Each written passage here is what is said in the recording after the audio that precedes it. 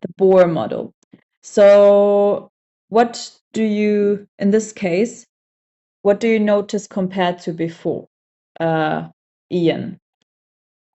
So we had this picture, and now here, what do you remember Esther also mentioned for this model? The electrons moves around the nucleus. Exactly. So in this case, it's much more structured also compared to before.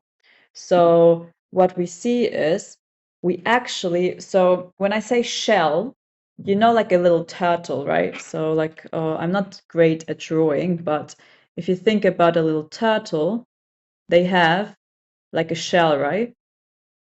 So this sort of shell you can think of for our nucleus, there are shells around it. So like layers even, you could say. So shells around it. And so this would be one shell, this would be second shell, third shell. So what we found is the scientist Bohr, 1913, thought that, okay, the electrons actually are orbiting, remember, circling in fixed shells. So they're fixed shells. It's not just random. It's not just anywhere, the electrons. It's not going to be like, actually, let me do it like this. It's not going to be like here, here, here, here. But there's a logic. There's actually shells in which they move. Obviously, you can't see them as actual lines, but it's more like the electrons are moving within that same layer. So we have different shells, fixed shells. That is the main difference compared to before. So the interesting thing is each shell has a different energy. So this one has the lowest energy, first shell.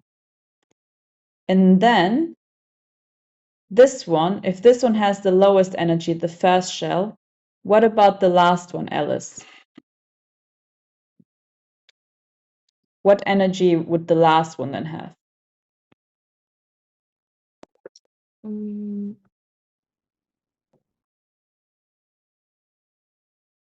Same as one. Actually, that is a fair point, but basically, as you move away from the nucleus, the energy increases of the shell. So what would you, with that information, what do you think the last shell would have as the energy? Most biggest. Exactly, the highest energy. Okay. So in this atom, it would have the highest energy. Okay, the last one. So as you go up, so as you go higher, more shells, you have a higher energy. So now the new thing is what we found out, we have the nucleus and we have the smaller particles. And now we even found out, so we have the electrons, we have the nucleus, but there's something missing, right?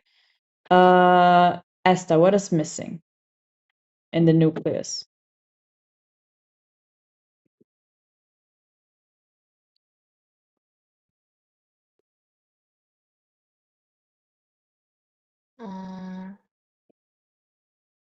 We have our negative electrons, but what is missing? Proton. Exactly. So our protons are not there, right? So we found after this that the nucleus could be divided into even smaller particles. It's not just a center. So each one of these particles has the same mass, so same weight, same mass, and charge. Charge being, is it negative or is it positive? So all of these in the center had the same mass, and all of them were positive that they knew of.